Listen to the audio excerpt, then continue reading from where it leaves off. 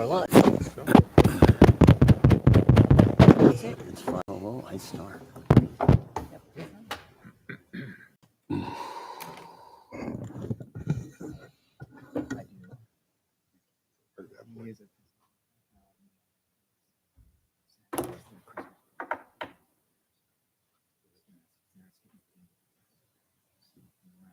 I'm leaving tomorrow.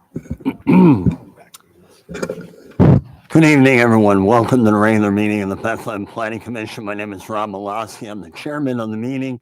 Other Planning Commission members include on my immediate left, Mr. Matt Malozzi, Mr. Tom Barker, Ms. Joy Cohen, and Mr. Eddie Burgos. We ask at this time, please silence your phone. We will proceed through today's agenda as listed. Each applicant will have a chance to present their project to the commission and the city staff. Following that presentation, city staff will provide an overview of the city's comments and a recommendation. Planning commission members will then have an opportunity to ask questions. Following the planning commission discussion, any interested parties in attendance today will have a chance to ask questions related to the projects. All interested parties, we ask that you sign your name and address. We have a sign-in sheet near the podium here for the record. Please adhere to a 5-minute time limit. We ask that all comments be related to the project or proposal under review. When there are a significant number of interested parties, please be concise and avoid repeating previously made assertions. After all parties have had an opportunity to speak, planning commission members will have a final opportunity to deliberate. The review of the planning commission is based on the provisions of the Saldo zoning ordinance and other municipal ordinances. Decisions will be based on these and the recommendation of the city's professional staff, pertinent public comment, and the public good. Our first agenda item tonight is the approval of the November 14th minutes. Any discussion on the minutes at this time? I'll entertain a motion. Motion to approve the minutes from the Planning Commission meeting November 14th. Motion made, Ms. Cohen. Do we have a second? Second, Mr. Barker. Roll, please. Mr. Burgos, Abstain. Ms. Cohen, Yes. Mr. Barker, Yes. Mr. Malosky, Yes. and Mr. Malozzi. Yes. Motion carries. Minutes approved. Our next agenda item is a waiver request at Elliott Avenue. The applicant, introduce yourself and you may begin. Thank you. Good evening. My name is Jeremy Shader. I'm with Acela Architects and Engineers. I am the engineer for the project, and Monty Kelsey. Good evening. I'm Monty Kelsey. I'm the managing member of R&D Home LLC, the project owner.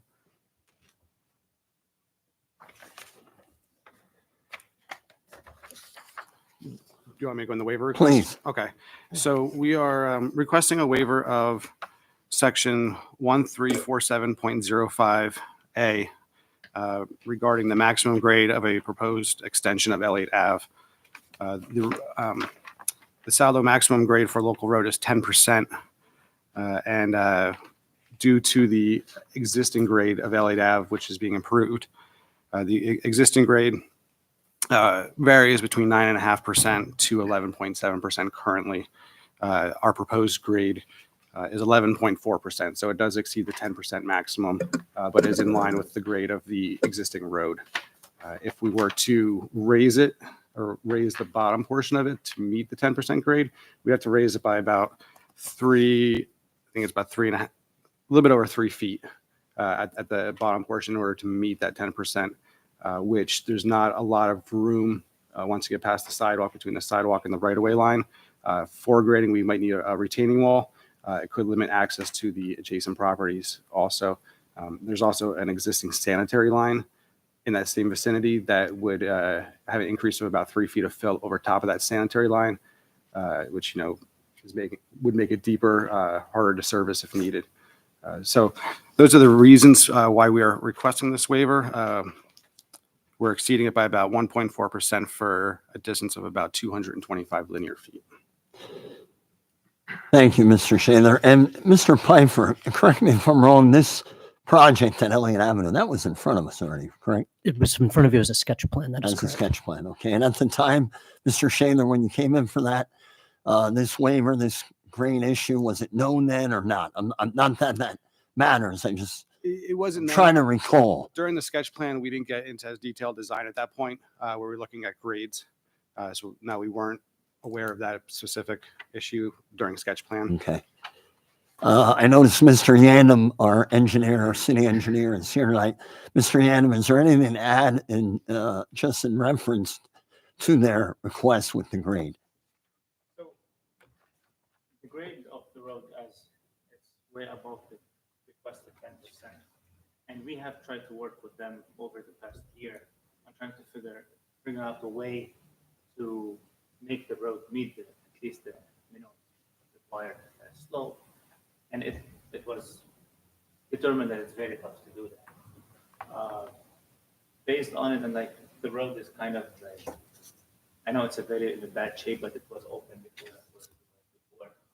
So we cannot like, there's no other way for them to build this way. So it's up to you how to proceed with the decision. But there has been obviously communication with the applicant, the city staff, and references. We tried, they tried to figure out the way to meet the percentage. It's impossible. Because continuation of the road, if it dead end at the end of the road, maybe that would have been possible, but it continues. And then if you want to raise it, then there's pretty significant 19 feet. How many feet? Yeah, It drops. so what we're looking at right now is the waiver that's being requested is for the slope of the road. Yeah. Another thing that we worked through over the last year or so was the slope of the sidewalk. No, you did the road too. Yes. And Yes. if you want to increase the road and the higher elevation, and at the end of the road, you're going to have like a 19. That's if we kept that 5% slope 5%. to meet ADA requirements for the sidewalk, correct? So, yeah, 5% slope, that's absolutely not doable. And we presented several scenarios where, if we did have it at 5% and you had 19 feet of fill at the end, not only are you're impacting adjacent properties, and then if somebody else wants to continue that road in the future, they're starting at 19 feet in the air.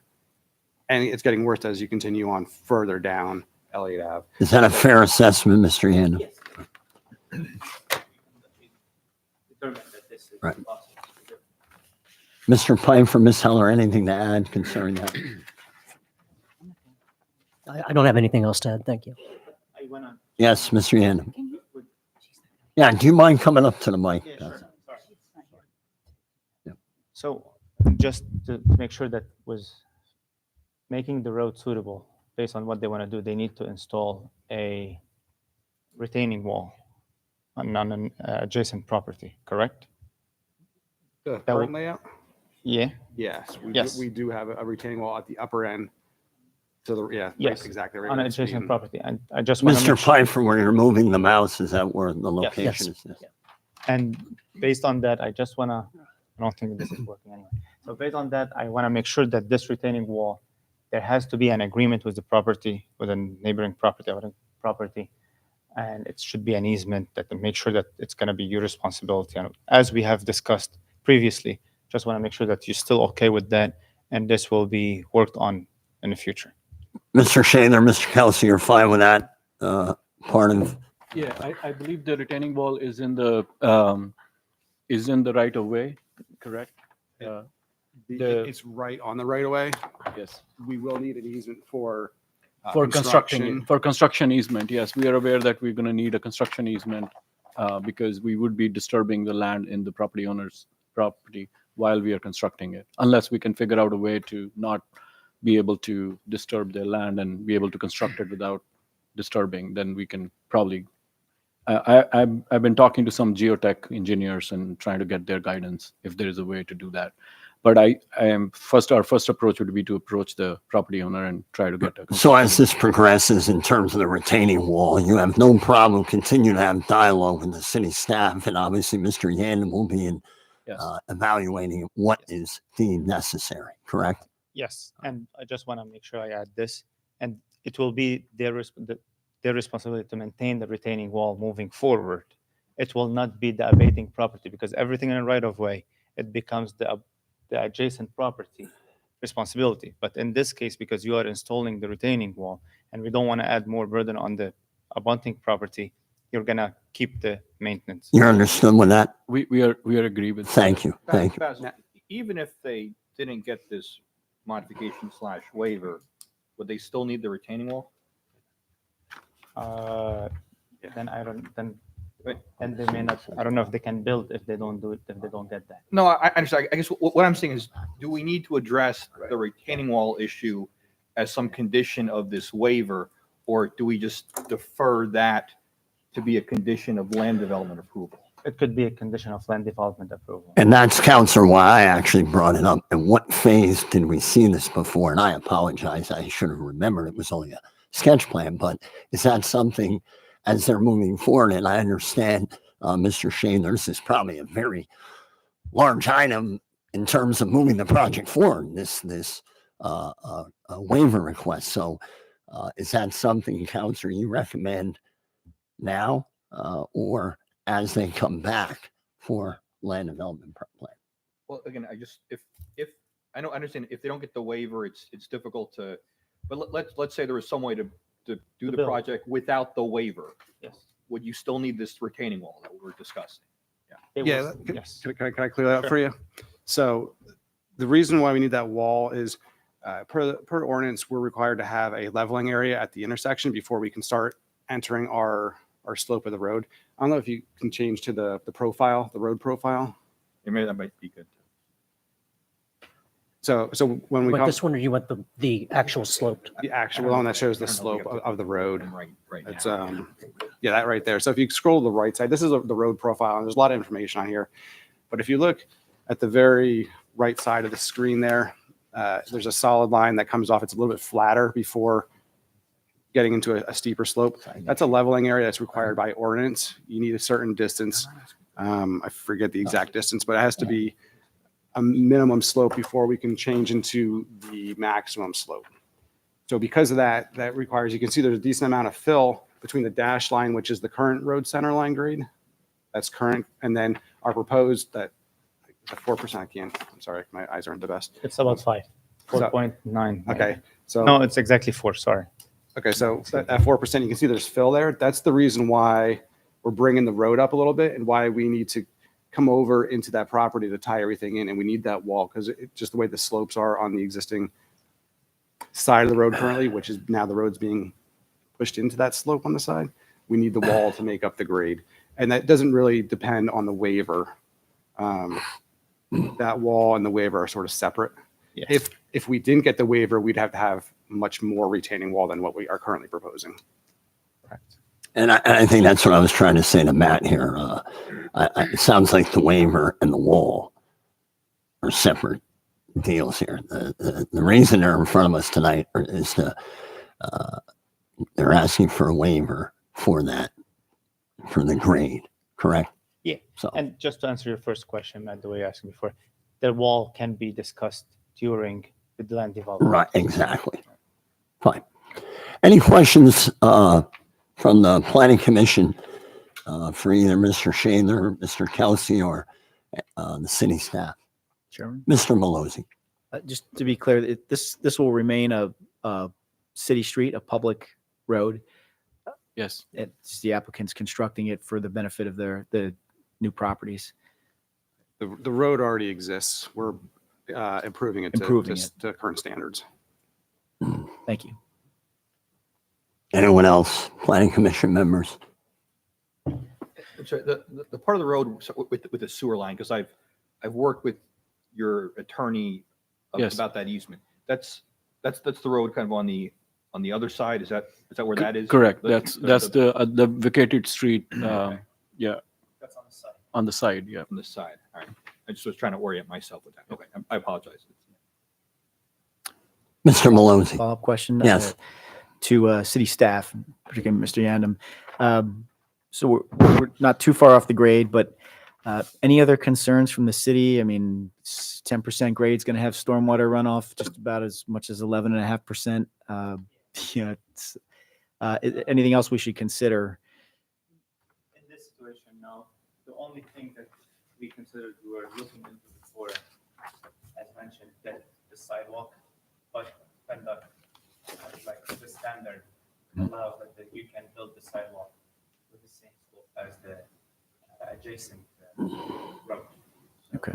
but beside that, it's an area where there's a lot of green, stormwater, Okay.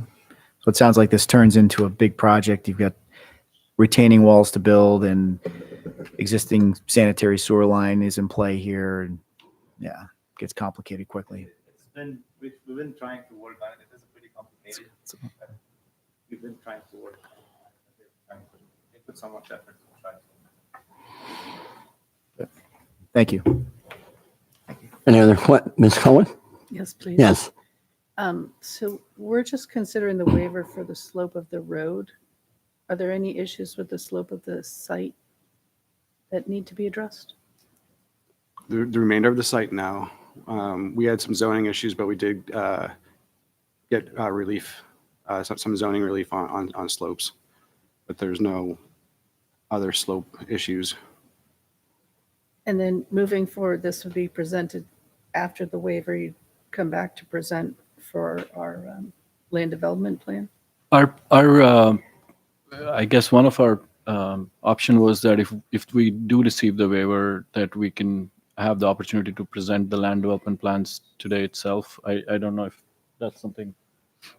Is that appropriate or? I'm sorry, did you ask if you could present the land development? Your engineer still needs to make a submission back to city staff because the letter isn't quite at the clean level that we would have it go before the planning commission. Okay, that's what we were wondering. Thank you. And if I'm correct, Mr. Pfeiffer, Ms. Heller, I'm looking at the summary of upcoming. Their submission was November 9th. Is that correct?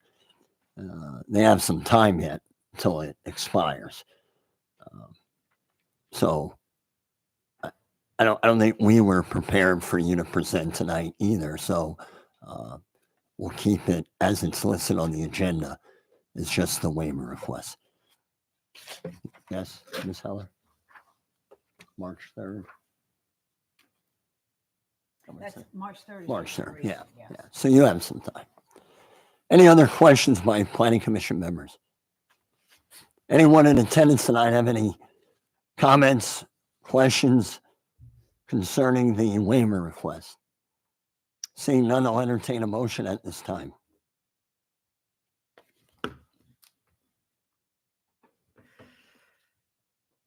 Chairman Malosky, I'll make a motion to approve the waiver request at 1746, 1742, and 1800 Elliott Avenue.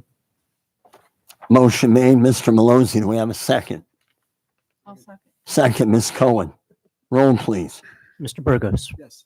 Ms. Cohen. Yes. Mr. Barker. Yes. Mr. Malozzi. Yes. Mr. Malosky. Yes, thank you for coming in. Looking forward to you when you come back for your land development plan. Thanks. Thank you. Our next agenda item is a zoning text amendment. I will turn this one over to our city staff, either Mr. Pfeiffer or Ms. Heller. You want to, do they want, what's the order, Counselor, you want to follow? You want? Yeah, No, President. I will stand corrected and allow the applicant here in attendance to introduce himself, and you can proceed with your issue with the zoning text amendment. Thank you very much, Mr. Chairman. My name is John Van Louveny. I'm an attorney with Eastburn and Gray in Doylestown, representing the applicant. The gentleman to my right is Cray, C-R-E-I-G-H, Ron Camp, R-A-H-E-N-K-A-M-P. Mr. Ron Camp is a land planner. He made a dramatic entrance a little while ago, taking a little longer to get here from New Jersey than he thought he would. We apologize. We thought we were going to be a little bit late. Anyway, what I'm going to do, this is an amendment pursuant to the provisions of your ordinance allow a property owner to file a private application for an amendment.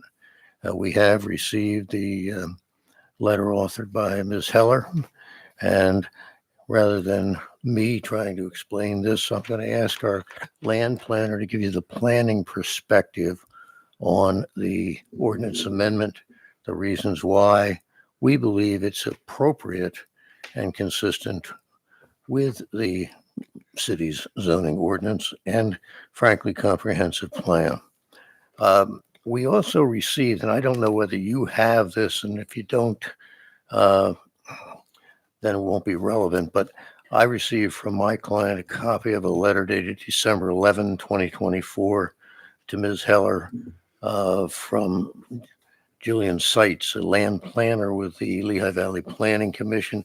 It's a draft. I noted that it has not yet been reviewed by the LVPC Planning Committee or the full commission. So I'm really not sure of the relevance of the letter tonight, but we'll be able to comment on things. We're not going to include that in our presentation, but if that comes up, I think we could probably address it.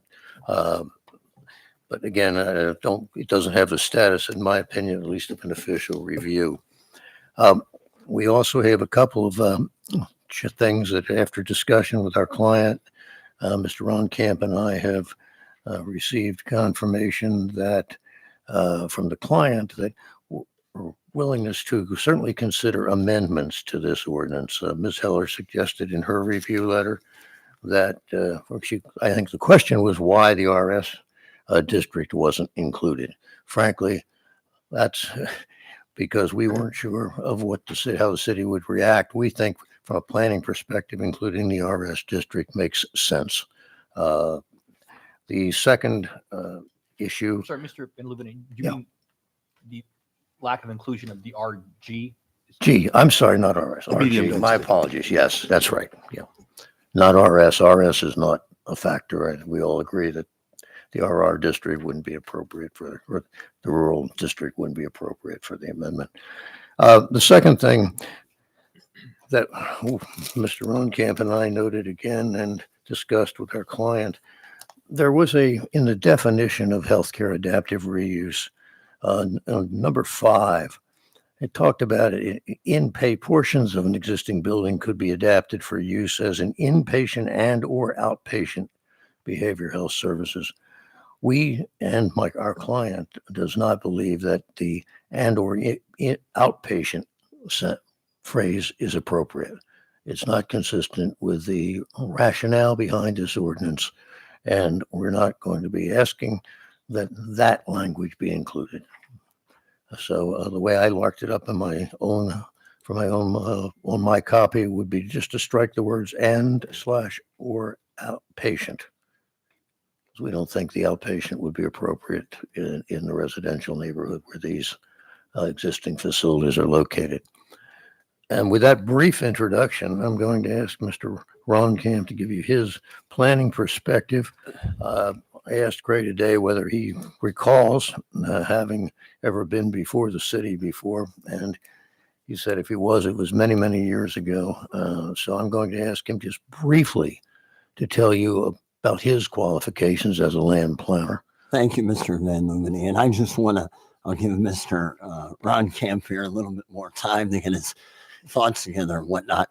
I want everyone here to know that tonight, any action we make on this is purely a recommendation. This will be handled by our city council. I just want to make I know you're aware, but for anyone here in attendance, usually things like this, any kind of zoning, text amendment, what have you, comes to us for our input, our recommendation. And that's simply what we're here for tonight, whether we in favor of it, not in favor of it, or nothing with it. So just wanted to verify that so that moving forward, Mr. Ron Camp can handle it appropriately. Just to respond, we're fully aware of that. And one of the reasons I brought a stenographer tonight was to get the individual comments. When I'm talking or presenting, it's hard to take notes fast enough to get all those comments in place. What I like to do is to get the transcript quickly so I can, between now and the public hearing, talk to the client, talk to Mr. Ron Camp, make some adjustments or responses that we would propose in response to comments. And it's better than my memory, I can assure Absolutely. you. So we're not Certainly, here to- Mr. we're Van not- Lumini, we have no problem with your stenographer here, and that's fine. Mr. Ron Camp, you may begin. Mr. Chairman, I thank you for the extra couple of minutes to catch my breath, and I apologize for being late. I was actually coming up from Maryland and underestimated how much time it took to get past Philadelphia. I do the drive every year for the Celtic Festival, but that's on a Saturday. Yeah. And I didn't leave enough time for 4 o'clock traffic coming by Philadelphia. So I apologize for No that. worries. All right. Very briefly, in terms of background, I've been a planner for over 40 years, undergraduate from the University of Pennsylvania, graduate from Georgetown, about a dozen courses from 4 other institutions. I get bored and take classes. I've been an adjunct lecturer at Rowan, and I'm hoping to hear I'm going to be teaching a course at Temple this spring. We're waiting to hear if there's enough enrollment to launch the course. But I've been in the field. I've been a member of our professional association and appear regularly before boards and commissions around the state. Good. As a Glassboro State College alum, when You're you just say sharing Rowan, your age by Well, saying it that way. actually, my graduating class was the first to get degrees from both names. Oh, cool. On my wall, it appears as if I have multiple degrees. And when they walk into my office, I have no problem telling them, yeah, sure, it's the same school. It was You great can- for the Zoom era. You had two plaques behind you, right, for every meeting. Yeah. Before I get started, I do want to hit on what Mr. Van Lumine just said about the use. I was retained after this text amendment was put in, and the first thing I said was outpatient is different. That's more like a medical use. It's got different parking ratios. What we're really focusing on, and you'll hear more as we go through it, is residential care. So put all of the outpatient ideas out of your head. That's not what this was about. I don't know why those words were in there, but we don't intend for them to be there. The principle that this is about, and I'll come back through it, is that in providing residential care, it doesn't matter who you're providing the care to. Under the ADA, the Americans with Disability Act, and under the Federal Fair Housing Act, as long as the population has the same land use impacts, they can't be treated in a different fashion. So this is an application talking about where, or a petition talking about where facilities exist that they might be used for other purposes. Ms. Heller did a very thoughtful report, I thought, about the zone itself, its character, and considering what uses might be appropriate, all of which is thoughtful and interesting and goes into your comprehensive planning process, but isn't what this petition is about.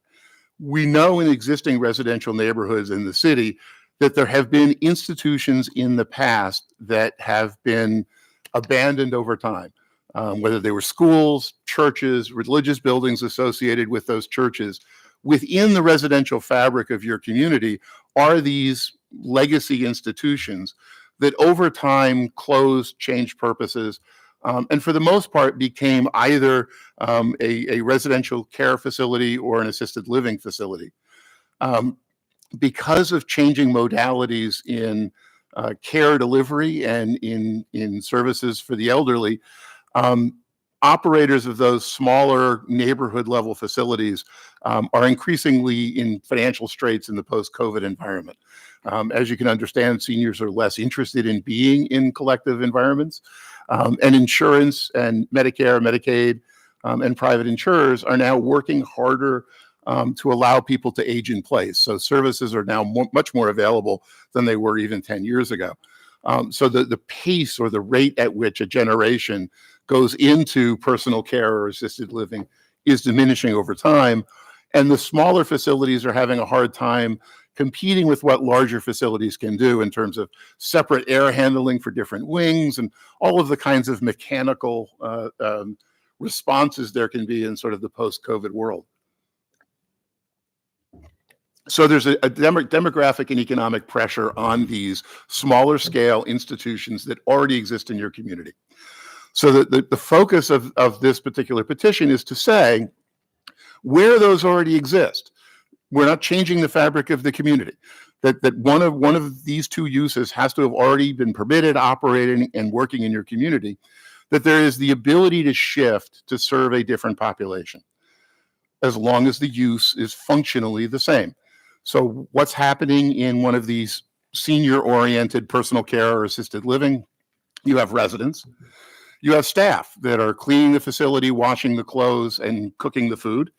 You have nurses and medical care folks who are caring for or treating, or whatever vocabulary you want to use, providing for the needs of those residents. You have occupational and blanking on the word, physical rehabilitation going on, and you have behavioral health, end of life counseling, grief counseling for families. All of that is currently being provided within these facilities. If we shift the population of who's in that building to substance abuse or behavioral health, you have the same thing. You have people who clean, do the laundry, and cook food. You have professionals, and they still have nursing, although fewer, and they have behavioral health, although more. But the overall ratio of people working in that facility to meet the needs of the residents stays the same. There's no change in parking. There's no change in impacts outside of the building. And in terms of at the very, very fine grain level, in a senior building, you're encouraging people to come visit. In a drug rehabilitation a residential setting, you're not encouraging visitation. When it happens rarely. It happens in controlled environments with a therapist involved. So there's much less in and out going on. So it's not as if things are changing and going from one population to another. And if it sounds like I know too much about what happens in one of these facilities, it's not because I was a resident. My wife is a psychotherapist who's run such a facility for about 10 years. So don't get the wrong idea. But exactly what's going on in those facilities is the same. It's the same kind of treatment or care from professionals, the same kind of support for people living in the buildings in terms of cleaning, care, washing. All of that is physically the same. All you're doing is changing the population of people being served. As I said, this is not outpatient. It's not people coming to and leaving the site on a daily basis. It's simply a residential facility for a different population. Now, Lehigh Valley raised an interesting issue in terms of process. Nothing happens without a permit. And the question is, what kind of permit would you get? I don't know your city well enough, but typically there's a zoning permit or for a change of use or change of tenant activity. So we would expect that there is an administrative process for this to happen. The applicant, as identified in the amendment that we're suggesting, needs to show the city that they have the appropriate license, which means it's been inspected for fire equipment and emergency exits and lighting and all of the physical things that are required for your state license and ratio of professionals and all of that. And that there would be a permit procedure. Either Lehigh Valley has outlined one. I'm sure your city has experience that would enlighten that, but that there would be a reasonable process for this to happen on an administrative level, because nothing's happening at the site plan level that's having any change or impact. So we're not talking about changing your neighborhood. We're not talking about new uses. We're simply talking about being able to retarget existing facilities that exist in your community to serve a different population as demographics and the delivery of services is changing in our economy in a dynamic way. That's the heart of it. Thank you, Mr. Ron Kemp. Craig did clear up, and I did not touch on this in my brief opening. The intent of this ordinance, and this was a question raised in Ms. Heller's review, is that this would only apply to existing personal care or assisted living facilities that are in existence as of the date the ordinance is approved. The thinking there would be that somebody who comes in, if there is another adaptive reuse, if another facility, another building goes on the market and there's another church is abandoned or another school is abandoned and you need an adaptive reuse to it for a building in the neighborhood, that the applicant would have to make the appropriate application, just as was done in these cases for the change in the use of that facility. This amendment is strictly intended to be applicable to existing facilities.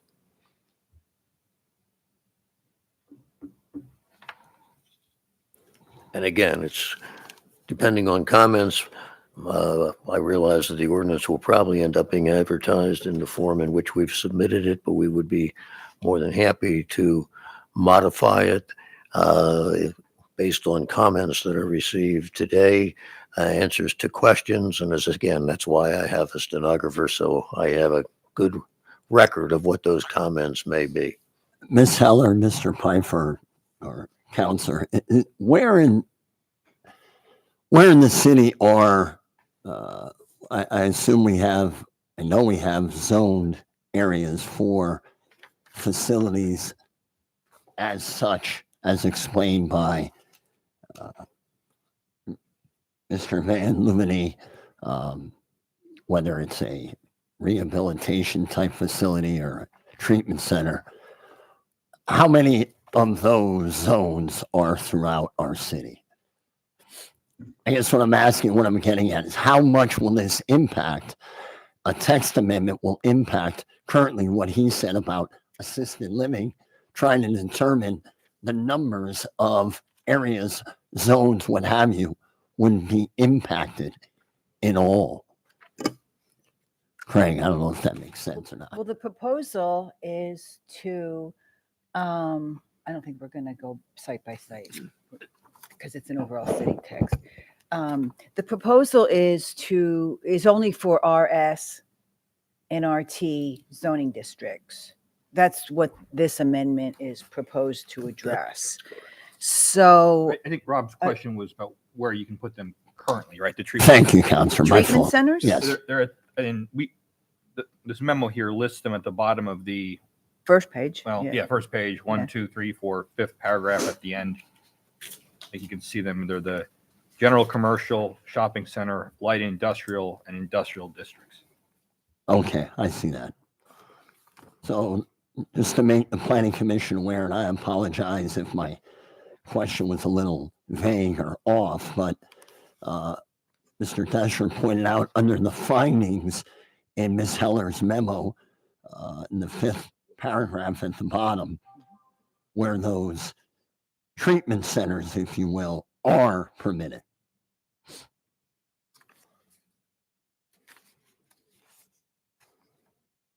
So one would, I guess what I'm trying to say to Mr. Ron Camp's comments was one, and certainly I agree with your discussion about people come in to clean, employees come in, it's still the same, right? And certainly one can think that the care for assisted living is the same of what some of these treatment centers might be. However, one would argue that that care might be different. And as someone who has had some health issues, you mentioned Penn as well, and I have to give a shout out to Penn. They saved my life. But when I was diagnosed with cancer, I went to a certain hospital at Penn. When I had a heart valve issue, I went to another certain avenue at Penn. But the care was, in essence, different. So I guess to discuss what type of care happens at these treatment centers, I'm not a professional, and I'm not sure either you are prepared to discuss that type of treatment, and that's why I had asked our attorney here. Let me finish. Okay. Our attorney here. We have areas throughout our city that already are zoned for these types of treatment centers. So, one would argue that may be adequate for those type of facilities. Let me take a shot. Your ordinance is interesting in that you've got residential concepts, defined terms related to senior citizens and at a very small scale group homes. Everything else gets lumped into treatment. And in treatment are things like halfway houses for former criminals or Megan House houses where people are leaving daily to go to work and coming back to the facility, or coming to the facility for treatment and leaving. And to me, those are radically different care modalities than a residential setting. And I completely agree that your definition of treatment doesn't belong in your residential districts. but there are uses that are physically akin to what you do permit, the senior housing, in terms of their operation, simply being a residential facility, that aren't all the really bad things that you've put together in the treatment category. I'm saying you've lumped together too many things in that category, and there's at least one low-hanging piece of fruit that really belongs with the senior care kind of facility that you permit. And by no means am I here to say that bad things happen. I never said that. I just want to make that clear. Yeah, I'm not trying to lure you into something. When we talk about treatment in general, I certainly am never going to say that's a bad thing. We obviously have a mental health issue crisis throughout our country that needs to be addressed. I certainly am never going to say it's a bad thing to allow someone to get treatment for whatever issue they may have. Understood. So, and hopefully nothing I for the said, record, no, nothing I said leaned in that direction. not at all. I'm simply taking it in terms of land use effects. Sure. That where you have people living in a dwelling and going off to work and coming back is physically different in terms of its impact on a neighborhood than a residential facility in which nobody visits except the residents. Anything from our city staff in reference to the request here concerning the zoning text amendment? I might take some time Ms. just Heller, please. to review the memo a bit. And we did have some concerns, as was noted. Obviously, we're reviewing the ordinance amendment in relation to our own comprehensive plan and our own existing zoning ordinance. And we do believe that the way the zoning ordinance is written now and the way the uses are allocated is in compliance with the existing comprehensive plan. The comprehensive plan specifically recommends that in RS, which is medium low density residential, that it should largely consist of single family detached homes. In RT, which is a higher density, there is some availability of opportunities for some institutional uses, but even the assisted living and nursing home uses that are permitted, they are permitted by special exception, even in RT. And a special exception use requires zoning hearing board review. So whether you're in RT or RS, currently, the way this ordinance is written, a zoning hearing board review would be necessary. So this amendment suggests that even though the initial use would require zoning hearing board review, then a change to a different use would be permitted by right. And our memo outlines that we feel that the review should be consistent, frankly. If a use is required to have special exception review or needs a use variance relief, then that should be consistent. And if you change from one non-conforming use to another, there are provisions for that as well, but that also requires special exception review by the zoning hearing board. So in our memo, we're trying to look for some consistency in that. So we do feel that we're consistent with the comprehensive plan. We feel that the amendment should be consistent with the provisions in the zoning ordinance as it's written now. And let me see if there's some other provisions specific in the ordinance that, or the memo that I would like to point out. The adaptive health, the healthcare adaptive reuse, as it's outlined here, it does not have a definition. We just felt like more specificity is probably appropriate, just so that as we move forward in the future, if what that term was to be used, we would know what that means. There would be some consistency in that. The definition of treatment center, as it's written in the ordinance right now, does include uses involving treatment and or counseling because of addiction or controlled substance abuse, which is one of the items that they're referencing. And it also includes behavioral health, which is the other use that they're referencing. So as noted, we do address those in the treatment center use. As I noted earlier, the uses are not currently permitted in RS and RT. We think that the use chart should remain consistent. Also, it was unclear to us if this is permitted for any assisted living facility that currently exists in RT or RS. It also requires that the parcel should be more than 1 acre, and it requires that it should be currently occupied by assisted living or personal care.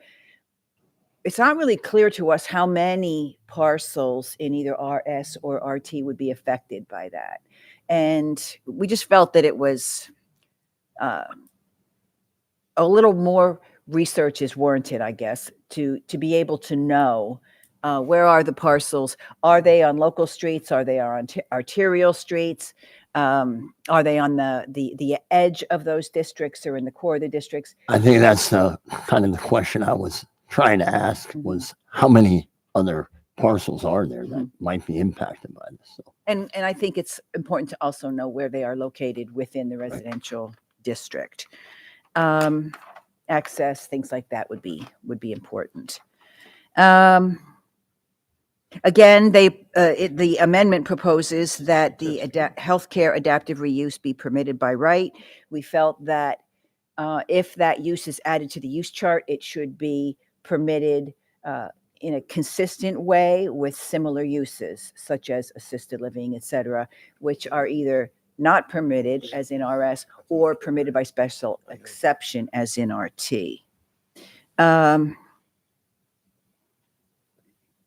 I talked a little bit about the comprehensive plan. We do believe that it's compatible as it's written. The other thing that was noted, Attorney Deschler mentioned about RG. RS is a medium-low density residential zoning district. RT is high-density residential district. We do have an existing zoning district, RG, which is medium density, and it allows a density, obviously, in between the two. It's really unclear why RG was not included and how it would appropriately be included if this amendment would move forward. So additional clarification is necessary, we felt, in that regard as well. On the last page of the memo, our recommendation, frankly, is not to move forward with the amendment as it's written. And we bullet pointed a few reasons for that. One is that the number and location of applicable parcels in RT and RS remains unclear. Two is that the rationale for why a healthcare adaptive reuse should be permitted in RS and RT districts, but not in RG. Three is that the newly proposed healthcare adaptive reuse requires more specificity in its definition. Four is that the proposed institutional or semi-public use is not listed on the use chart in keeping with other institutional or semi-public uses, specifically as either not permitted in RS and only permitted by special exception in RT. It's not consistent in that way. And the last bullet point, number 5, is that treatment centers are already provided in the zoning ordinance as uses permitted by special exception in other zoning ordinance, or zoning districts rather. So that was our memo. Attorney Van Louvenay also referenced the Lehigh Valley Planning Commission letter, which really only came out yesterday. Yeah. It does state in the first paragraph that they will issue a follow-up letter after the commission meeting, the full commission meeting. And the reason that they do that is that the MPC only allows the county planning agency 30 days to review the plan. Yeah. So they've issued a letter, and the meeting follows outside of that 30-day period. I'm a member of the Lehigh Valley Planning Commission. So if there are revisions moved into the memo by the commission, they'll send us a revised letter. But at this point, their professional staff basically provides comments that are consistent with the comments that we had in our memo. On the second page, in the top paragraph, it notes that the suitability of proposals to convert land uses should be determined on a case-by-case basis as outlined through an appropriate process established by the city's zoning ordinance and the Pennsylvania Municipalities Planning Code. So they too agree that it should be consistent with our own zoning ordinance. Following existing processes to deviate from what the zoning ordinance allows is a better practice for municipal sustainability rather than amending the city's ordinance to accommodate the intent of a particular applicant. And then it goes into that paragraph to describe that there are provisions included within the ordinance for non-conforming uses and also for treatment centers, assisted living facilities, and personal care homes. And noted that the creation of a new use and specific provisions for the adaptive reuse of these uses would be a departure from the current organization of the ordinance. So ultimately, their recommendation, at least in this draft, is similar to our recommendation for similar reasons. Couple of comments on that, if I might, Mr. Chairman. Ms. Heller, are you finished? I am, unless you have any questions. I think That's that's fine. the breadth of the, Any questions by any planning commission members for Ms. Heller at this time? Ms. Cohen? Thank you.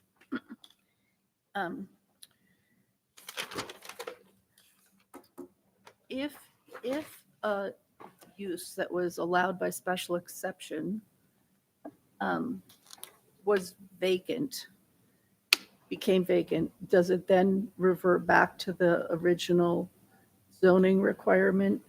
Or is that special exception allowed for that site to continue? do you want to take that? I think if the use were abandoned, I mean, let's say you had, XYZ LLC operating an assisted living facility and they got the special exception approval and then they just abandoned the site, and then ABC LLC wanted to come in and, either do an assisted living facility or a personal care home. Yeah, they would have to go back to zoning hearing board for a special exception. Thank you. The applicant did mention vacant buildings in his explanation towards the beginning. And my other question regarding zoning is, planning is, if a school or church was allowed by special exception, it would also require going through the additional special exception for a new adaptive use for some other kind of facility. Well, Is that true? the ordinance is written, and it is in here that it looks like it provides that to get the benefit of the healthcare adaptive reuse, you have to be on a lot that is occupied by an existing lawful assisted living facility or personal care home. Okay. So that's clear in there. But this wouldn't, if you had like a church or a school there, whether it's there by special exception, variance, or as a nonconformity, this ordinance would not apply because it would only apply if the existing use is an assisted living facility or personal care home. Would council agree with me on that? That was the intent. We didn't want to go broader than that in the initial draft because it's not our business. That's your business to know that. But, you know that the Pennsylvania Avenue development has a facility that exists, existing personal care. There's also a facility at 310-316 East Market Street, which is a 60-bed personal care home. And it's one of the two districts that we proposed. Those are the two that we know about. And we didn't know what impact it would have if we included the RG district, we agree that it makes sense. I think Mr. Ronkamp says would agree that it makes sense. Comment about special exception. Ms. Heller's correct. I mean, obviously, there was a school on East Market Street. I handled a special exception for that school when it was converted to personal care. It's been a struggle, and it's been a struggle for other clients of mine who operate personal care homes in other municipalities. COVID did have a huge impact, as Cray indicated, on the finances of these facilities. I think we probably all agree that these kinds of facilities, personal care facilities, are necessary. There is a need for them. People are more reluctant. That's impacted the occupancy levels of all the facilities that I'm aware of. I know they're maybe starting to come back, but it's been a losing proposition the last few years. And to keep some viability in these uses and some use of these buildings rather than abandoning them, this seemed to us to be an appropriate suggestion. You'll note that we didn't say that you don't make provision for these use, for the treatment center use, or that this was not intended to be an adversarial application. The idea was, instead of filing a substantive challenge and say you don't make room for this use, and so we're going to call something different and say you don't make provision for it. That's not the intent. The intent was essentially to say that, and you'll see that we limited it pretty carefully. We can't expand it. You have to use it on the same property. You can't increase the number of rooms. I mean, this is not supposed to be a money-making expansion proposition. It's a way of using a facility as times change in a way that still is beneficial to the community, but not adversely impacting the community. That's why we try to say same number of beds, the same number of rooms, can't expand it. You can't do any of that. That was what we were trying to do. And I understand Ms. Heller made some good comments, and I agree with them. For example, you have an existing non-conforming use, but the use was usually, in that case, established by a special exception already. So once you have a special exception, it's no longer really a non-conforming use, it's a conforming use. And then we can sort all of that out. I think the interesting thing, what we're here to find out, is what you think of it as a whole. We're not suggesting your ordinance is invalid, but I do agree with Mr. Ronkamp's comments. I mean, you don't want the same kind of people, the automatic inclusion of the same kind of people that you could include in a treatment center by your definition. This gives us room to create a little bit different description, which makes it more clear that it is a residential facility, not a treatment center in a broad sense that can fall within any one of 10, 15 different types of treatment centers that you might find elsewhere that may be appropriate in an industrial or commercial district, but not in a residential district. And I'd be the first one to say that I agree with that. I think the residential environment is very helpful to people who are undergoing treatment. In many cases, the modalities of treatment vary significantly from between facilities. And I think most of you probably already know that that's the case. Just like the modalities of treatment that are offered in personal care homes, to some extent, people do receive medical attention there. People who need psychiatric assistance receive that kind of assistance there too. So it's not a far cry, as long as you don't alarm anybody by saying, well, this is just a basic treatment center. Certainly, sure. I understand. You understand the Definitely. distinction, and that's If I could add Yeah, go ahead. one analogy. If we were in an industrial park and a company made widget A, left, a new company comes in making widget B, it's a change, but from a land use perspective, we treat it identically. It's the same thing. And essentially what I'm saying to you is, we have a residential facility that provides a series of services in a particular modality, and you can change the population that lives within that building, providing all the same kinds of services, and it's still the same high-level use. You've got minor changes between them, but it's effectively the same use. I mean, we could get there by redefining personal care home to be a broader range of populations that could be serviced within that limited amount of residential-oriented service delivery. Appreciate that, Mr. Ronkamp, and certainly that's something that also can be navigated in another way on a case-by-case basis as well. If there's areas throughout our city where it is allowed, and it is accepted, as pointed out in the memo on the bullet point, the fifth one that was mentioned by Ms. Heller. Treatment centers are already provided for in the zoning ordinance as uses permitted by special exception in other zoning districts. So certainly if that is an avenue that your applicant would like to pursue, then why not just, instead of changing, amending the wording, handle it on a case by Well, case. but the question you're asking is, if you're a new use, is there a better place for you to go? And that the answer may be yes.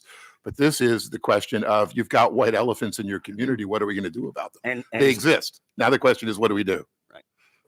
and certainly that can be handled in the same way in front of our zoning board and on a case by case basis. Sorry, I guess. Counselor. So when Joy was asking the question, maybe I was reading. I'm sorry, this- counsel, could you get closer to the mic? Hard to hear you. Sorry. Yeah. Maybe I was reading this wrong. I mean, the intent about the reference to an occupied by an existing lawful assisted living facility or personal care home. I mean, what is it your intention for this to apply if the facility became vacant, or would it still? I mean, I guess I understand it would have to change from being an assisted living facility or personal care home to a healthcare adaptive reuse. Right. But like if the building itself, let's say, had previously been used for an assisted living facility or personal care home and it was vacant, say for a year, would the ordinance still apply to that building? Counsel can correct me if I'm wrong, but I'd be back at your logic. If it's been abandoned, it's abandoned and it goes back to whatever its approvals would have been. This is meant to be an operating business changing direction within the four corners of its physical approval, simply changing its population. I mean, that's how I had Yes. read it. Okay. But Ms. Cohen did, now that I'm thinking about what she had said, I was just wondering if. Well, I think she misunderstood when I said these were originally churches and schools. Not that that's happening now. It was just going back to the historic pattern of why these things exist in your residential district. Yeah, she just mentioned about the potential of a vacant building. And I'm just thinking that if you if the lot Right. was occupied by a building that had If your been- vesting to that original use went away, this no longer applies. This only applies if you have legal rights to be that use, through whatever mechanism. and that's how I had originally read it. Okay. I guess just while I'm asking questions, I think Mr. Van Louvenet, you had said in the beginning that I guess it's the intent that we would limit the applicability of the amendment to lawful assisted living facilities or personal care homes that exist as of the adoption of the amendment, right? That's what, just by If way it of were- if it background. were adopted. Yeah, that is correct. When I try to amend an ordinance and propose an amendment, I don't want to get into this whole realm of comprehensive planning. I don't try to tell you how to run your city and what you're missing. But here, what we're talking about are existing facilities. If you thought it was a good idea, you could broaden the definition of a personal care home to include some of these things. But we weren't going to go that far. We didn't feel it was necessary. I also think that you don't necessarily want a treatment center as you defined it here in your ordinance to have an existing facility converted to that treatment center. It's too broad. We agree. We need to define it differently. Perhaps, I don't know that we need to, but I think Ms. Heller made a good point. What is allowed within that use that's referenced here of a state facility? We certainly could qualify that in some respect because we don't expect to serve or would not even want to serve that population. It doesn't go with a personal care home, frankly. It's not set up to serve that way. And that wasn't the intent either. Ms. Cohen. Thank you.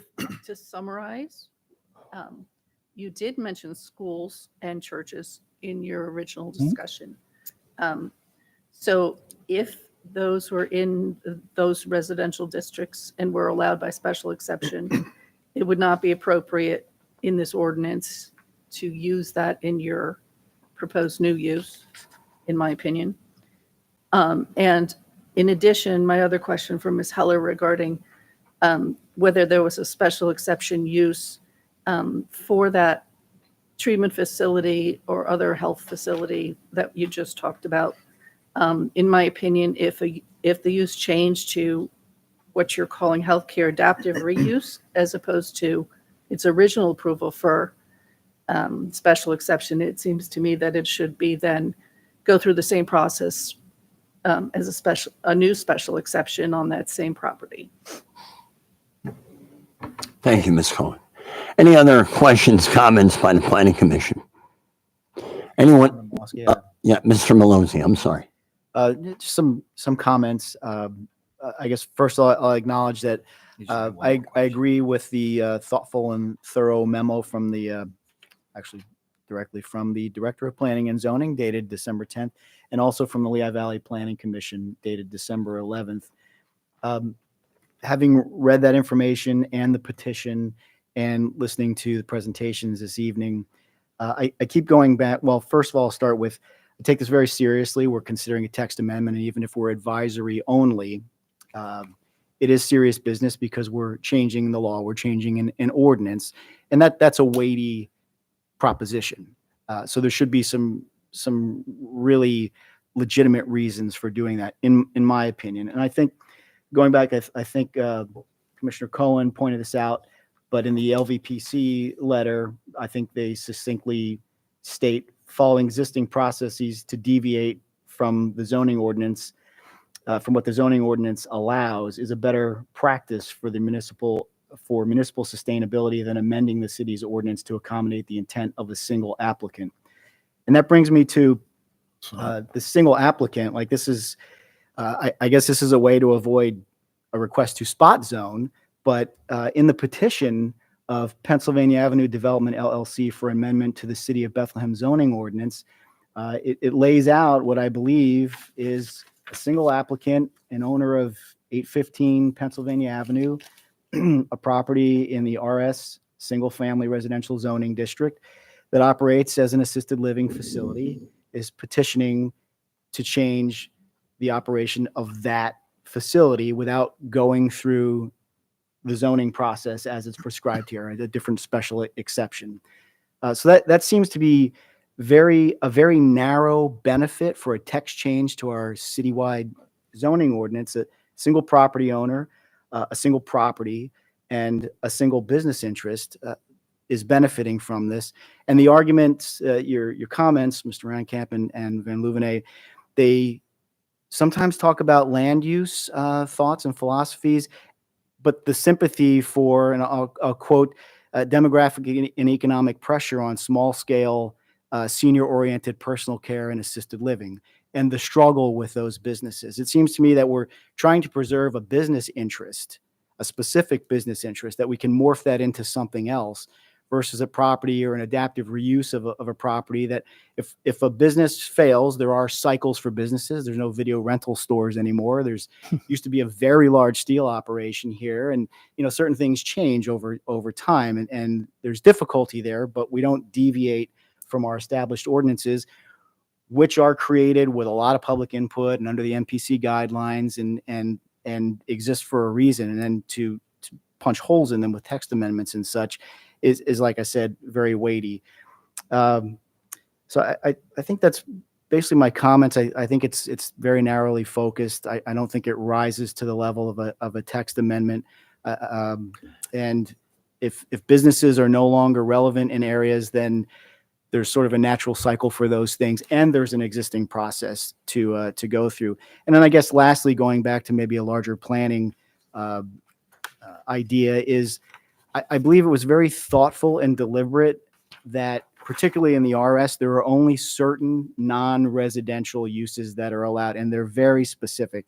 I think community centers, places of worship, primary and secondary schools. And those are sort of the glue in a community. There's what makes a community a community. It's just a bunch of homes together, but there are places of worship. There are public libraries and public schools where kids can walk to school. So through consolidation, yes, some of those schools that are named for neighborhoods have changed use here in the city of Bethlehem, like Monocacy and Rosemont and Edgeboro, which are named for the neighborhoods that they still occupy. And through special exception, I guess they've been allowed to become other uses, some of them. Edgeboro is actually a school district building, so that stayed the same, even though it's not an elementary school any longer. But I'll speak in defense of it's okay if we have residential areas that don't have commercial businesses in them. So I'm not even interested in, the intensity of the use. It's a commercial use, and it should have to go through a special exception procedure or process in our zoning ordinance versus just occupying what was a vacant permitted building in a non-residential use in an RS residential neighborhood. I think we need to protect the character of those neighborhoods and be very judicious in commercial enterprises of any sort being in those neighborhoods. So I appreciate allowing me to provide my. First of all, your ordinance does recognize that personal care homes and assisted living facilities are appropriate in residential districts. I mean, that's one thing that is for sure. Especially the second thing that your ordinance does say in both 1304B and 1305B that you can't come to the zoning hearing board and ask for a use that is not a use that is expressly described in the zoning ordinance. I can't make something up and say, I want this use. I have to ask for a use that's in the ordinance. There's no practical reason why I could ever expect to ask for a treatment center before the zoning hearing board to convert an existing personal care facility to a treatment center unless it was very clear what the parameters of that use would be. I wouldn't even start telling your client that's dead on arrival, and it would be. There's no question about it because of the way your treatment center use is described. We thought, and I still believe it's not inappropriate, that when we say that you have to use it, the building has to stay the same. You can't add to the building. You can't add rooms to the building. You can't add parking to the facility. That limits the appropriateness of the use. If the uses are already permitted by special exception and we were asked to go through the special exception process, that's certainly an option here because we're amending in a special exception that exists already. It's like asking for an amendment to a conditional use. You usually have to come back and ask for permission to revise your conditional use approval. That would be, in my opinion, as a land use attorney, not an inappropriate request or comment on the application. It's not a way to try to rezone the property. That's not the point because I know that's just not what we're trying to do. But I'm sure you know that these kinds of facilities, you just can't change them into any number of uses.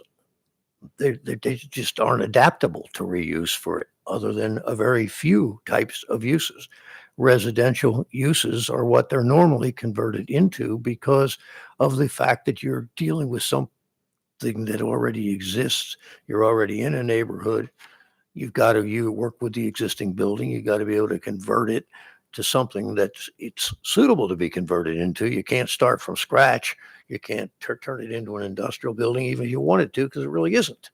It's already there. And so we're just trying to talk about what may be appropriate or suitable or acceptable. Let me use it that way. Right. We're not rewriting. I mean, No, obviously your ordinance had to have been amended at some point because 50 years ago, when I started practicing, there was no such thing as a personal care home or an assisted living facility. Those uses have come into play since that time. And your ordinance has been amended. And ordinances are supposed to be appropriate. They have to be living documents and they have to be amended. And most ordinances, and yours is an example, even though I know the city hasn't had a lot of these apparently, has a provision for an amendment. We have had, Mr. Van Lumini, we have had in my time, this is going into my 15th year, Mr. Malozzi to my left has been on this commission a long time as well. And believe me, we have had those discussions in this room when it comes to text amendments. And believe me, to reiterate what he said, it weighs on you because we are, and again, not to sound redundant, we are not the final say in this. We are passing along the city council our recommendation, but it's something we take very serious. And we know that there is a process already in place that your client can follow through, can go about to make this happen. Again, Ms. Heller pointed out in bullet point number 3 that the proposal of, quote, healthcare adaptive reuse, quite honestly, when I came in here, I'm like, to me, that requires a little bit more discussion, being a little bit more specific in its definition. So, Don't disagree. and without continuing the dialogue, because I really appreciate the dialogue that we had here. I know tonight the uncertainty of what I had was answered not only by you, but by counsel here as well. And I'm going to turn it over to Councilor Desher. I know he has one more question. I just had kind of a follow-up from what I was asking before. Just back on that subsection 2 of the amendment. I mean, and this was kind of picked up in Ms. Heller's memo. I guess and actually I appreciate the intent is to kind of limit the applicability to assisted living facilities or personal care homes that exist as of the adoption of the amendment. But I mean, as I read that section and knowing that the MPC expressly provides that doubt in ordinances is always resolved in favor of the landowner to expand the use. I'm wondering when you read that, I mean, does it not read that you might be able to put, if you can get a special exception for an assisted living facility or personal care home, and let's say after the adoption of this amendment, could you then use this ordinance to put in a healthcare adaptive reuse facility in that on that location? That's the kind of comment that I'm having transcribed so that we can consider those kinds of comments and answer those kinds of concerns. I thought Ms. Heller's review was very good. I wasn't so impressed with the county's review that talked about that the ordinance says we're talking about the conversion of medical facilities into a different kind of medical facility. That's not what we're talking about. And that's the first thing Ms. Seitz basically talks about. And that isn't what this is supposed to be, and it's not what it is. So, but Ms. Heller has raised a lot of good questions, and I think we agree. I know Mr. Runkamp and I both agree. Because I don't know the answer to this, but The other question is, when are we scheduled for hearing before council on this? It's not too far down the road, is it? Ms. Heller, did he say it's Tuesday? It's Tuesday the 17th.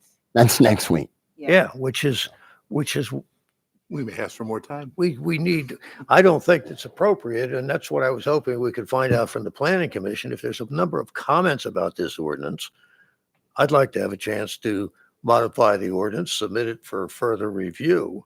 5 days, I don't think I've ever had to go to a planning commission and then go to a council meeting or a board of supervisors meeting on an ordinance 5 days after the first comments I get. I mean, that's kind of difficult. Well, I think they had to schedule the public hearing within so many days, and we Well, only met with we only meet once a month, so know. it just I'm- ended up that way. I'm not being critical. I'm just saying we recognize 5 days to have a public hearing before you probably would even have your minutes transcribed is a little bit early. And I'm sure.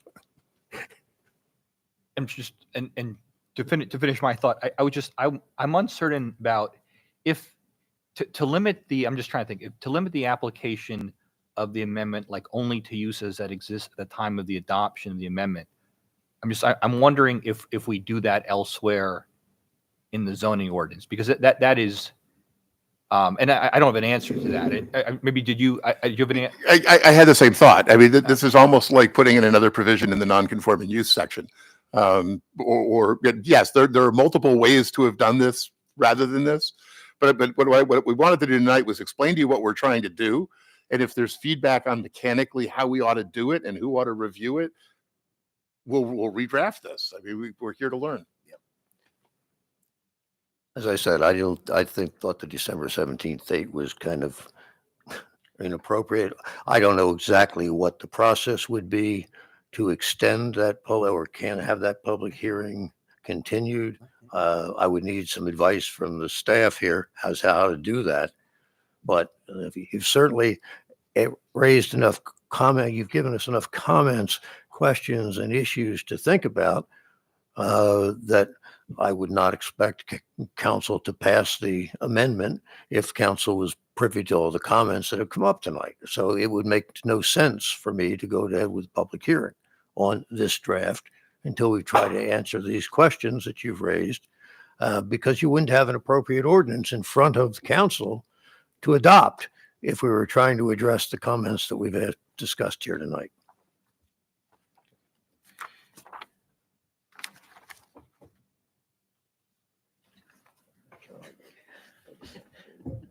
Where's the section on the amendments? Amendments. Mr. Moss. Ms. Cohen. Mr. Barker. I am going to, Counselor, if it's all right. Sure. I'm going to take a 5-minute break, and also Mr. Barker has to leave. He's unable to stay. We still have a quorum. So we'll pick up at about 6:25. Okay? Thank you. Thank you. Ditto.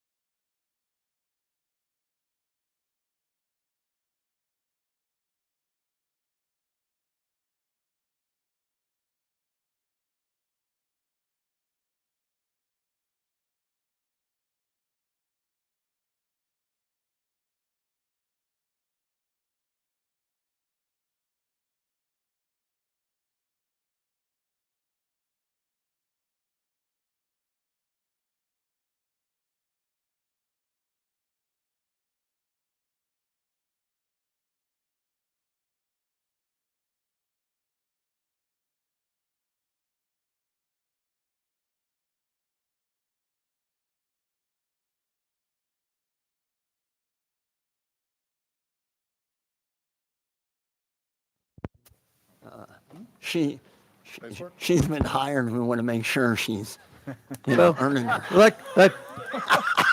Yeah, that's to both parties' benefit at this point. So Welcome that- back. I'd like to recite the Gettysburg Address yes. after a break, so. We appreciate everyone's patience. And again, Commission member Tom Parker had a emergency, had a address, and had to leave. So I will turn it over to Mr. Van Lumini if you want to give us a little bit of an update since our Well, sure. hearing. During the recess, I had an opportunity to discuss with my client, or the principal of my client, the fact that there have been a number of good comments made here tonight, both review comments and comments from you that we feel, Mr. Ronkamp and I feel that we can address. And what we'd like to do is give at least 30 days to send you, within the next 30 days, we'll send you a revised draft ordinance that we come as close as we think we can come to addressing the comments. Not suggesting that'll change your minds, but you don't have to make a recommendation tonight because there's so many open issues. Council doesn't have, I mean, I would never expect council to do anything but follow your recommendation at this point because they haven't had any time to really consider it either. And we're dealing with review letters that have been received within the last week. So too little time for all of us to do a thorough job. Understood, counselors.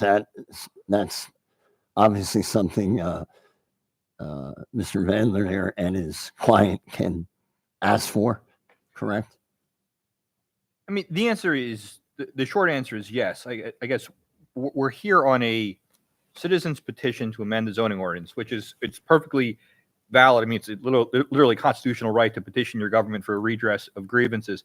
But we don't operate under the MPC for this, really. There aren't time deadlines, but we do have an ordinance that addresses this situation. And our ordinance says each petition for a citizen's amendment, each petition of a proposal for amendment to the zoning ordinance by citizens or a landowner must be submitted in writing to the city council together with a fee as provided in the city fee schedule, plus payment in full by the applicant of all costs incurred by the city in publishing or legally required advertising. On receipt of said petition and payment, council shall submit a copy of council shall transmit a copy of the petition to the planning commission at least 30 days prior to the hearing on such proposed amendment. Within 30 days after its submission to the planning commission, the commission should submit to city council a report containing the commission's recommendation, including any additions or modifications of the original proposal. Failure of the planning commission to submit such a report within 30 days shall not by itself delay a hearing. I mean, we have the hearing scheduled, but it looks like our zoning ordinance does not provide a deadline to actually have the public hearing, which occurs before council, not before the planning commission. So this body isn't able to sort of act on a request to reschedule the city council hearing. And I would probably encourage Mr. Van Luvenet to contact the city clerk's office about that. And there may be re-advertising fees that your client would incur if we had to move the city council hearing. But I think you should definitely contact the city clerk's office about that. Is there a person there The city clerk, his name is Tad Miller. okay, we sent a letter to Mr. Miller because they weren't sure how to handle this and how to process it. So I will get. So it's safe to say, Mr. Van Lumini, you and your client, you're prepared to, quote, reapply. Is that? Well, it's essentially, it'd be more like a planning. If it was land development plan, I would say, we'll send you an extension of the time to hold to the board, to the council to hold a hearing or to give us a decision. And we'd agree to come back and see you another time. And council, is it safe to say that would happen? They would come back to us again first prior to that city That's what I'm council. requesting. Well, I think it's something that we could do. I mean, I guess there are a few ways to handle this. One, the commission tonight could vote on a recommendation to council, and then whatever that would be, Mr. Van Luvenet could still ask for a rescheduling of the council hearing, or if he would like to submit some modifications to the amendment, the commission would also, I think, be able, I think perhaps with the consent of the applicant, to just continue this hearing to a later time. Yep. But I would just emphasize, while this body is able to reschedule hearings, you still should make sure you check with city council because with the clerk's office, because we don't control that. No, I understand that. Not a problem. In terms of our action tonight, Counselor, I am fine with, and I'm one voice,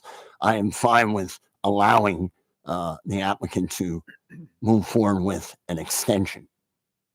Just let me think about this for a second, because at this point, we don't have city council rescheduling the public hearing. So at this point, there is a public hearing on the amendment scheduled for December 17th, right? Yes. I have a tough time then acting or giving a decision if they're moving forward with an extension, Matt. If that makes sense. Well, I appreciate that. I'm just looking at our ordinance and what the obligations are of the commission to issue a recommendation. The other thing, Matt, is that this is because it's a zoning ordinance amendment. There's no such thing as a deemed approval. That's always discretionary with the governing body. So you don't ever get a deemed approval of a proposed amendment. So there's no real prejudice anyway. I think it's silly to ask the planning commission members to give a report or review right now. Matt, just let me just jump Sorry, in here. I'm certain when we're in situations when we have to give some type of recommendation, in the past, you have always said we can support it, we can not support it, or we don't even have to really move forward with it at all. Okay. So that's kind of the way I'm leaning. I'm one voice. I don't want to speak for any of the other planning commission members, but seems like the dialogue is going that way, and I'm not going to make a recommendation for or against if it's moving forward with an extension. Right. I'm not saying there's any kind of issue with the timeline. I'm just looking at the ordinance and what it might oblige us to do, given that at present there's still a public hearing scheduled. It does say failure of the planning commission to submit such report within 30 days shall not by itself delay a hearing. So I think if the applicant's okay with this, if you would agree that there's no obligation to make a recommendation tonight, we could decide, the commission could decide to postpone this to a later date. That's what I'd like you to do. I mean, I think your ordinance even said it. If you don't make a recommendation, it doesn't matter. Thank you. I will, thank you, Mr. Van Luminy. I will entertain a motion at this time in reference to this text amendment. May I ask for a clarification? Clarification, yes. So if no action is, are we to, or can we rely on a revised text amendment proposal, if one is offered to the city, will come back to the planning commission? I'm telling you now, that's my approach. I'm assuming that's how you would process it, wouldn't you? Right. I mean, I think we're just sort of, Do we have to act on that, Matt? I think we're all in agreement. We're continuing this meeting to a later date. We're not. It's Essentially, not, So there's no need to act on it then. Right. No. If you just, you're voting. Basically tabling action on the petition, but give the applicant a time to No need to present an amendment to it. Correct. So, glad Mr. Malozzi inquired and asked that question. So we are going to allow the applicant, as council said here, the time to further reapply, extend, whatever. We are not, as a body here, acting on it at all tonight, and this portion of the meeting will be continued. Yeah, I think the motion would be to table the amendment. And the applicant, you are giving us your assurance that you'll be asking the city clerk's office to postpone that hearing. Mr. Pfeiffer, I'll make that motion if you can put We'll that either, together. we'll do in- one of two things, Matt. Yep. If they say, no, we won't continue it, I don't know why he would, but he would, we'll withdraw the current application and submit a new one. But I don't think that's going to be an issue. There'd be no reason to do it that way. Mr. Pfeiffer, are we fine with the way that was kind of worded? Yes. All right. So I made that motion. We have a second. Second, Mr. Burgos, roll please. Mr. Burgos, Ms. Cohen, Mr. Malozzi, Yes. Mr. Malosky. Yes. Thank you, and I'm sure we'll see you again soon. Appreciate the dialogue. Appreciate- Thank yes. you. Thank you. Ms. Heller, any general discussion items? Not this evening. Mr. Pfeiffer, anything? Yes. Yes. In your packets, of course, is the summary of upcoming cases. The very first one has been on there for a while, that 405 Selfridge, 406, 412 Jackson. The applicant is in the process of submitting revisions to that plan. And that will become most likely a minor land, let me rephrase that. It will be a minor land development for that revision to that plan. So that one will essentially be coming off of your list. The 2105 Creek Road is a sketch plan. Since this time, the applicant has filed a minor subdivision plan for that same parcel. And part of our review letter is that they withdraw the sketch plan as it's no longer relevant. So that will be coming off. 608 Pierce Street, they did give us another extension on this one. It, however, still has some engineering issues that need to be worked out. Hopefully that can happen between now and then. If not, they will most likely be giving us another extension on that. That gets us out of January. And the other document that was provided to you is the 2025 list of land use board meetings. And I'll just note that our next one is January 9th.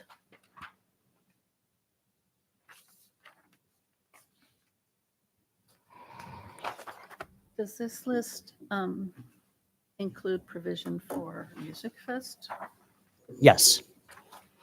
So August 14th is a good date then?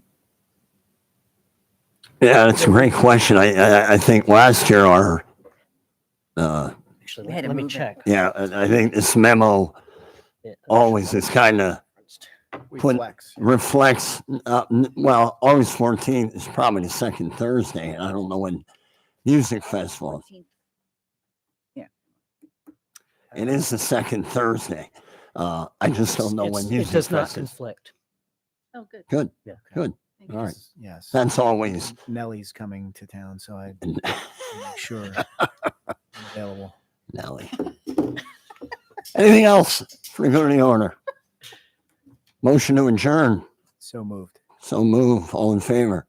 Aye. Thanks for coming. Good night. I always thought the dilemma was a good song.